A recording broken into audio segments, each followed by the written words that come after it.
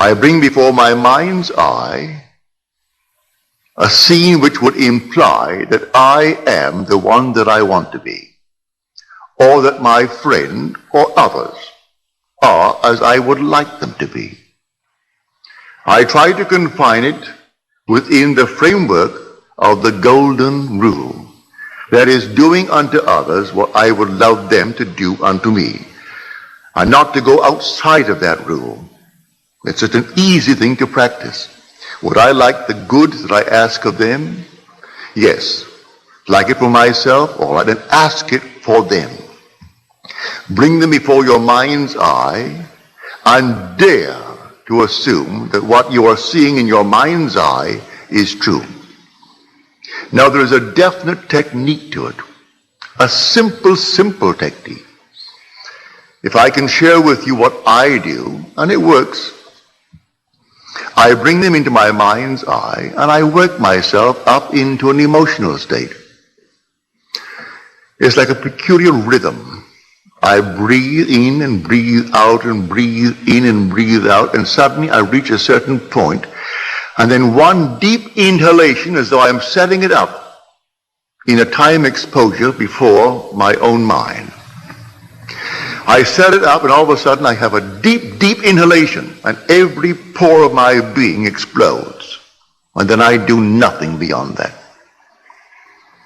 It's taking that scene and setting it up in a time explosion before the eternal event. And then I explode it, and then let life develop it.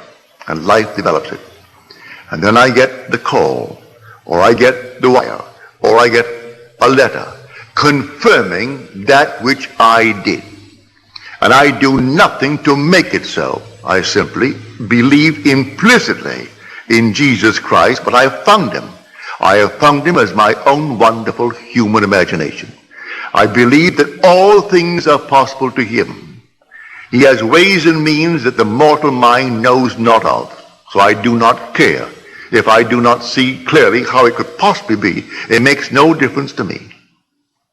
I simply bring it to my mind's eye what I want to see it clearly, explode it, and then let it be. Now it could be tomorrow. It could be a month. It could be even years. I am not concerned. I have done it, and that's all that matters as far as I'm concerned. Everything has its own appointed hour. See the vision? That was my vision. The vision has its own appointed hour. It ripens. It will flower. If it be long, wait. It is sure, and it will not be late. A little chicken, 21 days. A man, 9 months. A horse, 12 months. A little lamb, 5 months. And there's a time interval between that impregnation and the actual embodiment of that state. And I do not know the time intervals. I only know that all I do it. And if that time interval is a day, well, it's a day.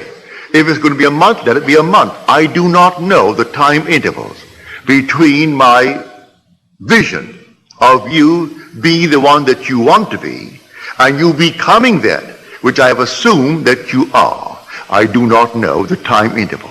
But there are time intervals between the impregnation and the birth of that impregnation.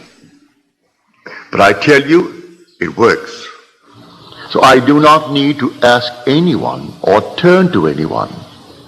Not that I am not saying to you, turn to me. If you have confidence that I can use a law that you are not yet aware of or feel that you cannot quite master it, I invite you to turn to me. Cost you nothing. I charge not one nickel for it. To me, it's a simple technique, a simple process. And I look upon it just as this. If this hand is itching now, and the back of the hand is itching, this hand is easier for me to use to scratch it and relieve the itch than to take this and try to reach it with my fingers. I can't get back and reach it, but I can get it with this. It's the same body. So I call upon myself. If you cannot yourself, I would say, alleviate the itch may be for money, the itch may be for recognition, the itch may be for something, well then ask the one in whom you have confidence. If you have confidence in the speaker, all right, ask me. I tell you, I don't charge. I do not charge 1 penny, neither do I accept any money. I don't. You simply, if you feel like it, you ask me. And I will, to the best of my ability, simply feel within myself that things are as you desire them to be, providing it comes within the code of what I call my ethical code. That it is not at the expense of another aspect of my being. Don't ask me to hurt anyone in this world, because I could not. I would not ask anyone to be hurt. But if you want recognition in this world, you want money in this world, you want comfort in this world, I see nothing wrong in that, because these things I would want for myself. So I put them within the frame of the golden rule and ask for them. It's a simple, simple technique. So let us discuss how things are brought into being. Well, how are they brought into being? By your own wonderful imaginal acts. That's how they're brought into being. Because your imagination is God. Your imagining, that is God in action. Do you know what you would love for yourself and for your loved ones in this world? Assume that you have it. And that assumption, though at the moment, is denied by your senses, denied by reason, if you persist in it because you believe in him, it will harden into fact. And no power in the world can stop it. It can't stop it. But I can tell you the interval of time between your assumption and its hardening into fact. But I promise you from experience, it will harden into fact. But do it in love. May I tell you? Whenever you are in doubt, do the loving thing. And you've done the right thing. If ever in doubt, ask a very simple question. Would I like it done to me? If you can answer in the affirmative, then do it. And you cannot go wrong if you use that as your guide. Now, before we go into the silence, let me once more try to explain this simple, simple technique. You will have to practice it and use your own rhythm. You don't have to be in church to do it. You can be sitting here tonight. You can be at home listening to nice music. You can be simply relaxing with a drink. It doesn't matter what you're doing and where you are, but want to do it. Get into a lovely, quiet, relaxed frame.